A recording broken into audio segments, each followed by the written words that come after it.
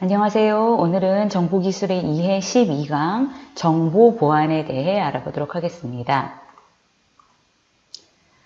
12강 정보 보안에서 공부할 목차는 다음과 같습니다. 보안의 개념에 대해서 알아보도록 하겠고요. 그리고 공격의 유형에 대해서 알아보도록 하겠습니다. 마지막으로 보안 기술들을 차례로 알아보겠습니다. 이번 12강에서 공부하고자 하는 학습 목표는 다음과 같습니다. 물리보안과 정보보안의 특징을 설명할 수 있다. 악성 소프트웨어의 종류와 특징을 설명할 수 있다. 악성 소프트웨어를 방지할 수 있는 방법들을 설명할 수 있다. 해킹의 의미를 살펴보고 다양한 공격 방식을 설명할 수 있다. 다양한 인증 기술을 설명할 수 있다. 마지막으로 암호화 기술 방식과 특징을 설명할 수 있다. 이런 학습 목표를 가지고 공부해 보겠습니다. 먼저 파트 1에서는 보안의 개념을 광의의 개념을 한번 알아보도록 하겠습니다. 파트 1의 주요 내용은 보안이라는 것을 물리보안과 정보보안이라는 것으로 나누어서 살펴보겠고요. 이들을 융합한 융합보안에 관해서 간략히 살펴보도록 하겠습니다. 자, 먼저 물리보안입니다. 보안이라고 한다면 우리가 정의를 할 때 다양한 위협에서 자신의 신체나 재산을 지키는 일체의 행위를 말을 합니다. 그런데 우리는 그 보안에 관련된 기술, 보안의 분야를 크게 두 가지로 나누어 보려고 하는데요. 물리적인 위협을 막는 기술, 그래서 그것을 물리적인 보안이라고 하고요. 그다음에 온라인상에서 발생하는 위협을 막는 기술을 정보보안이다, 이렇게 구분을 해서 한번 살펴보도록 하겠습니다. 물리보안에서 물리적인 위협의 종류를 우선 살펴본다면 우리가 일상생활 하면서 우리의 신체나 정보나 이런 것들, 재산이나 이런 것들을 위협하는 그런 위협의 종류들이 많이 있는데, 예를 들어서 뭐 돈을 훔치는 도둑질, 강도 등의 그런 공격 행위라든가요. 이거는 비단 돈뿐만 아니라 신체적인 위해까지도 끼칠 수 있는 거죠. 그다음에 지폐나 유가 증권 등을 위조하는 행위, 그리고 원래의 내용, 문서와 같은 그런 내용들을 다른 내용으로 바꾸는 변조 행위, 유사제품을 제조하고 우리 흔히 말하는 그 짝퉁이라고 말하는 것들요. 그리고 유통하는 행위도 물리적인 위협에 해당되는 것이고요. CD나 음반 등 저작물을 무단으로 복제하여서 저작권을 침해하는 행위, 이런 것들이 물리적인 위협의 종류라고 볼 수가 있습니다. 특히 요즘에는 피싱이라는 것이 아주 우리 주변에 많이 있어서 우리를 위협하고 있는데요. 피싱이라고 한다 그러면 개인, 프라이빗과 낚시인 피싱의 합성어이고요. 그래서 피싱이라고 부릅니다. 우리는 일반 피싱이라는 말보다는 보이스피싱이라는 요즘 그런 용어를 많이 듣게 됩니다. 보이스피싱의 사례들을 보게 되면 은행이나 뭐 아니면 검사, 경찰 등을 사칭을 해서 돈을 송금하도록 한다거나, 그 다음에 특정 장소에 돈을 보관하게 한 다음에 착취를 한다거나, 특히 요즘에 이제 보도되고 있는 사례들을 보면 자녀가 납치되었거나 아니면 뭐 병원에 입원을 해서 급히 지금 뭔가 처리를 해야 된다, 이런 문자를 보내서 그 몸값을 요구하거나 아니면 치료비나 이런 금품을 요구하는 이런 피싱의 물리적인 위협들의 사례가 굉장히 많이 늘어나고 있는 것들을 알 수 있을 겁니다. 그래서 이런 물리적인 위협을 유형별로 구분을 해본다 그러면은요, 먼저 공격이라는 위협이 있을 거예요. 그리고 위변조, 저작권을 침해하는 이런 유형이 있고요. 마지막으로 사칭이라는 것이 있습니다. 그래서 앞서서 살펴보았었던 이런 물리적인 위협을 방지할 수 있는 대책들이 유형별로 어떤 것들이 있느냐. 예를 들어서 이제 공격에 해당하는 물리적인 위협이라고 한다 그러면 도둑이나 강도, 이런 위협으로부터 우리를 보호할 수 있는 그런 대책들이 뭐가 있느냐.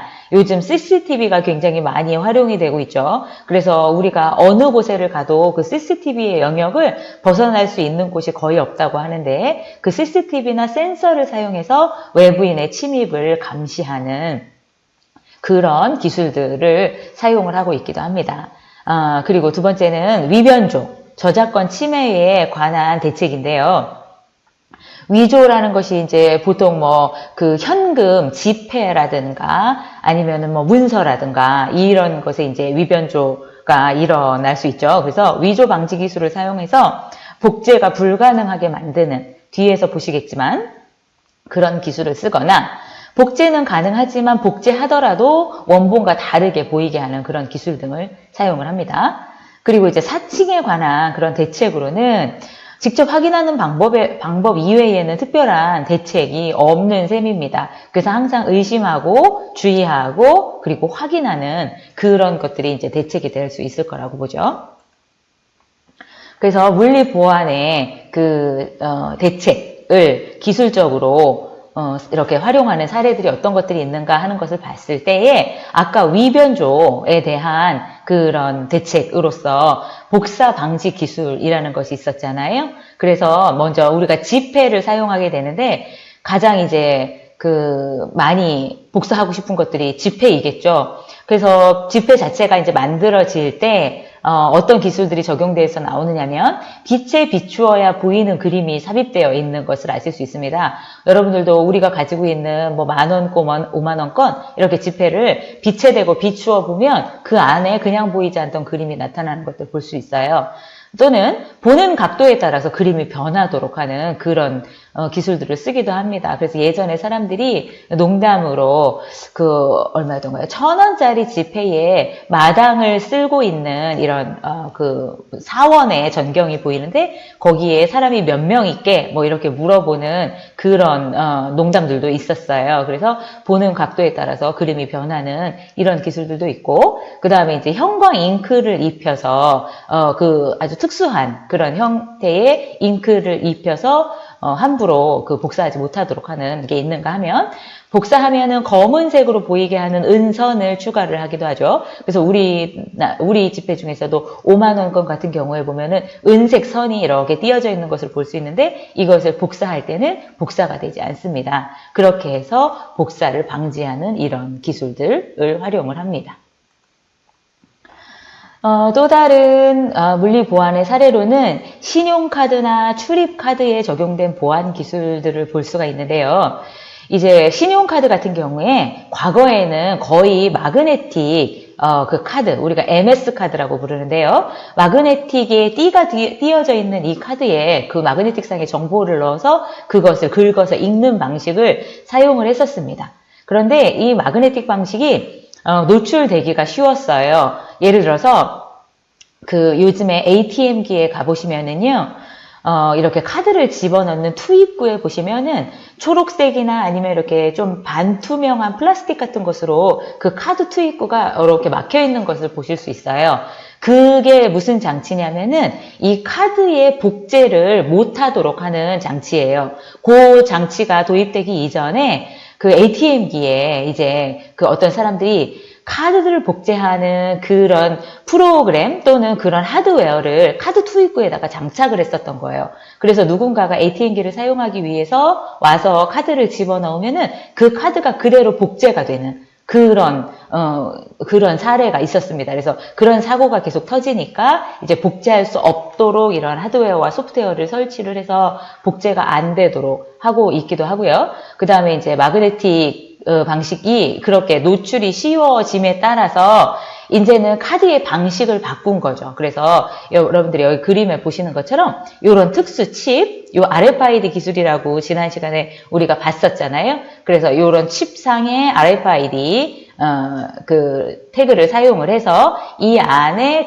특수한 칩 시퀀스라는 이런 코드 기술을 활용을 하는 그런 카드를 대중적으로 활용을 하도록 해서 현재는 대부분의 카드가 이렇게 슬라이드에서 긁는 방식이 아니라 끼워서 이 카드를 인식시키는 그런 방식인 것을 알 수 있습니다.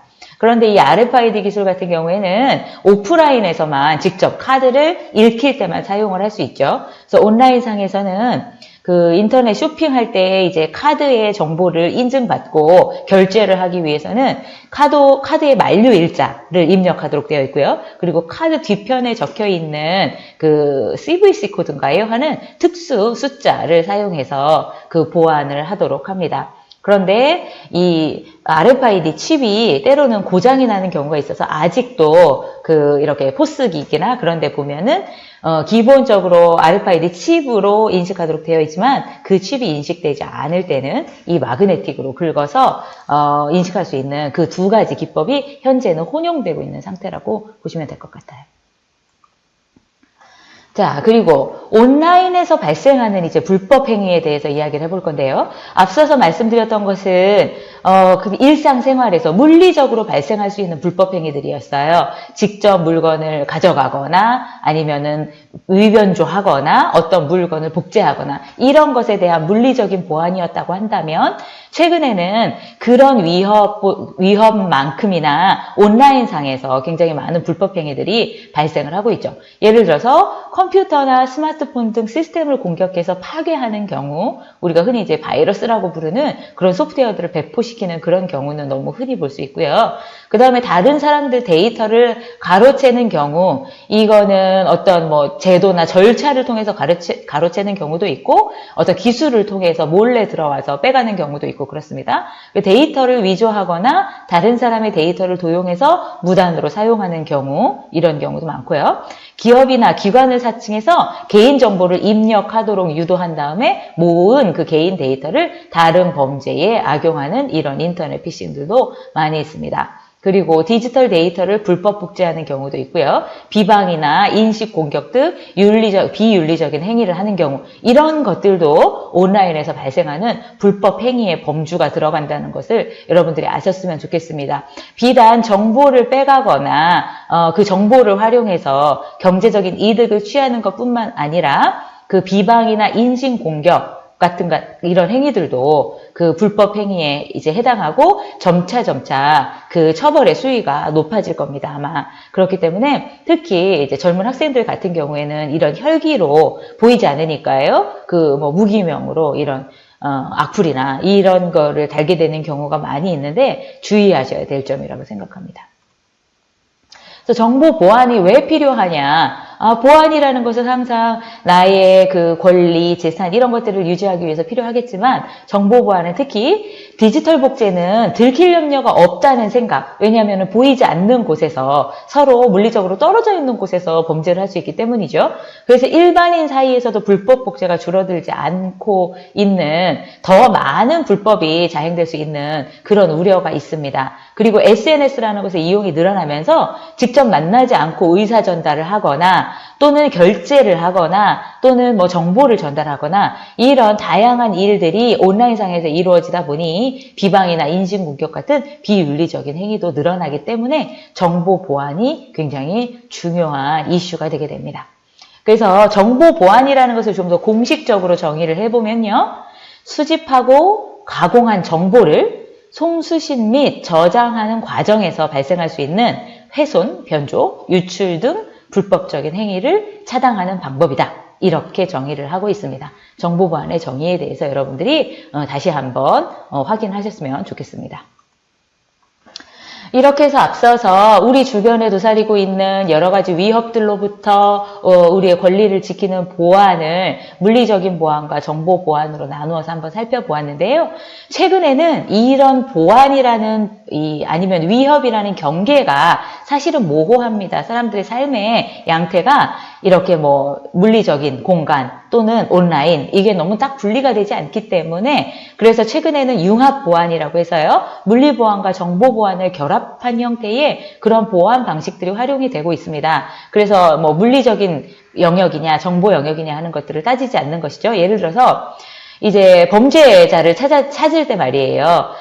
예전 같으면은 이렇게 용의자들을 해서 용의자의 사진을 보여주고 그 증인으로부터 그 어떤 사람이냐 이런 것들을 이제 물어봐가지고 뭐 몽타주를 그린다든가 이런 방식을 사용했다 그러면 요즘은 곳곳에 설치되어 있는 CCTV들을 찾아서 그 용의자의 얼굴하고 일치되는 패턴을 찾아서 매핑시켜서요. CCTV에서 직접 그 범죄의 용의자를 찾아내는 이런 기술들을 활용하고 있는가 하면 그 다음에는 교통법규 위반할 경우에 자동차 번호판을 자동으로 인식하고 벌금을 부과하는 그런 기술도 많이 활용이 되고 있죠. 그리고 우리가 이제 어떤 주차장에 들어갈 때도 자동으로 이제 자동차 번호판을 인식하는 기술들은 굉장히 많이 활용이 되고 있잖아요. 이런 것들이 정보 기술을 활용을 해서 실질적으로 그 온사이트에서 내가 있는 위치에서의 그 보안들을 할 수 있는 기술이 사용되고 있다라고 하는 겁니다.